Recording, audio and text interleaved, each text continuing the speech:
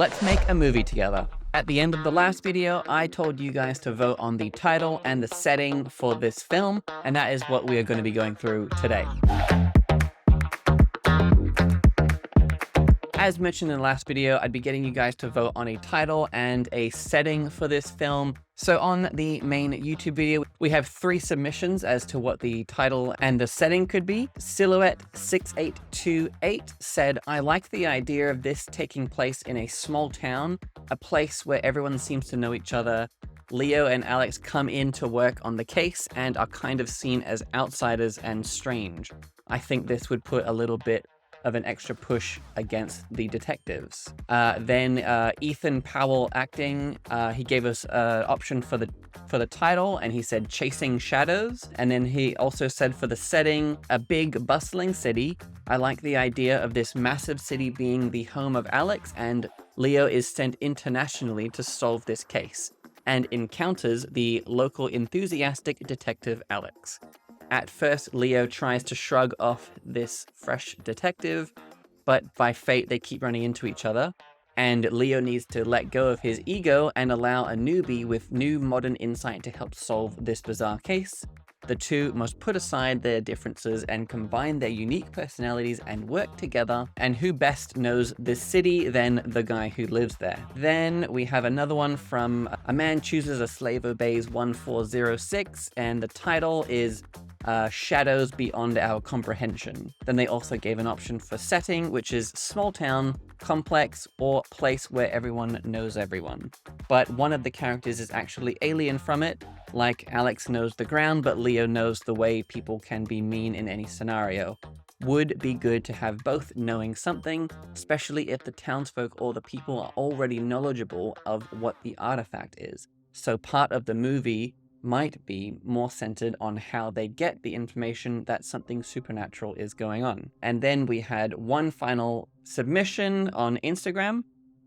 So CJM Thorin gave us a few title options. They said either Shadow Hunters, Shadows of the Past, Cast a Dark Shadow, A Pole Over Pit Town, and then they also threw in a silly one, Two Dicks in the Dark, which, hey, you know, that could be one for a comedy if we went down that route. They also gave a setting, a rundown industrial town or agricultural settlement built on the site of a recently discovered ancient settlement. The town has a dark atmosphere of bitter depression and desperation. The townspeople range from the suicidal hopeless to the absurdly optimistic to the opportunistically criminal, mixed with the ruthlessly angry. Several looking for someone to blame for their fate. A few outsiders are in town because of the recent finds, but there's also an indigenous community unhappy with the desecration of their past. Lots of potential suspects, victims, and quirky characters. Perhaps there's a local police officer who has never actually arrested anyone and is out of his depth with the recent theft and murders. Enter our heroes, Alex and Leo. So first thing I gotta say is I think all of you went above and beyond. This is fantastic. And with the setting, I just kind of had in mind that you would say a couple of words. But since you guys have gone into so much detail, that actually gets us a few steps ahead. First, let's kind of have a think about the title. So let's just have a look at the list of title options we have. So we have Chasing Shadows. We have Shadows Beyond Our Comprehension. We have Shadow Hunters, Shadows of the Past, Cast a Dark Shadow, and A Pole Over Pit Town. I kind of found myself first leaning toward either Chasing Shadows or Shadow Hunters. They felt a bit more marketable, and I think Shadow Hunters in particular could have been good potential for a series. But then the first thing that I did is I went onto IMDb. So I'm going to do Shadow Hunters. And as you can see, we have quite a lot of Shadow Hunters.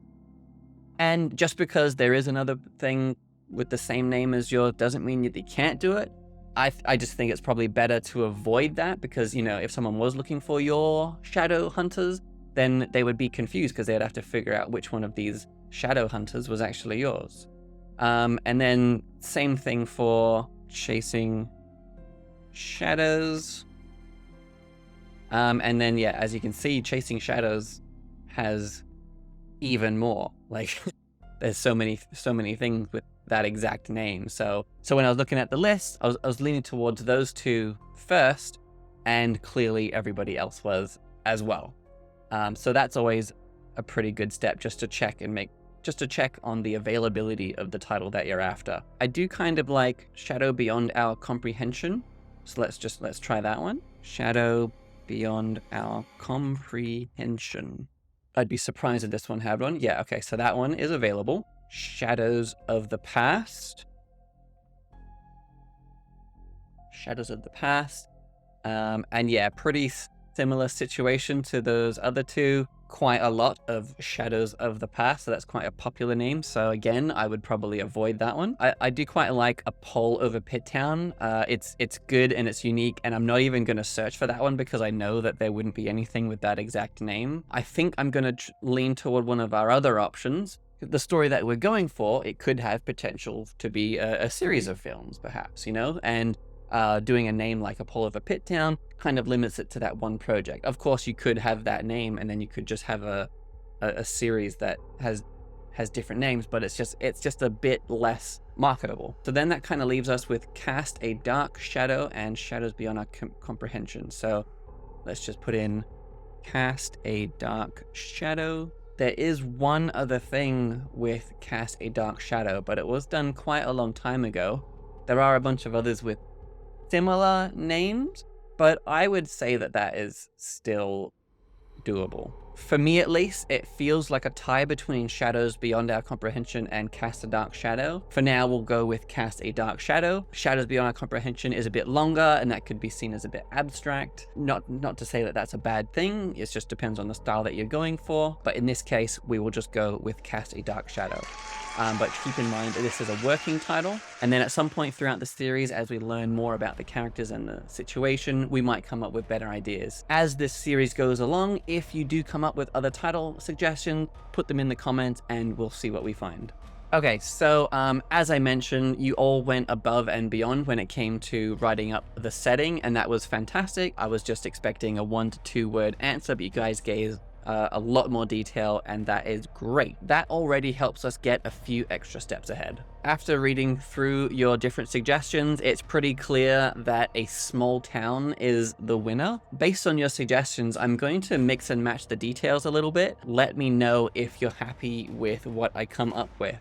I do have it all written down, so I'm just going to read it off of here because there's a lot of details, of course. Based on what all of you have said, here's what I'm thinking. We use a bit of Ethan Powell's idea where we start with Leo in a bustling city. Then, from CJM Thorin's idea, we can reveal that there was a recent discovery in a small town regarding the ancient artifact or an ancient settlement of some kind. We already know that Leo is probably on the sunset days of his career. Perhaps he wants to finish up, but the events of this movie renew his passion, perhaps.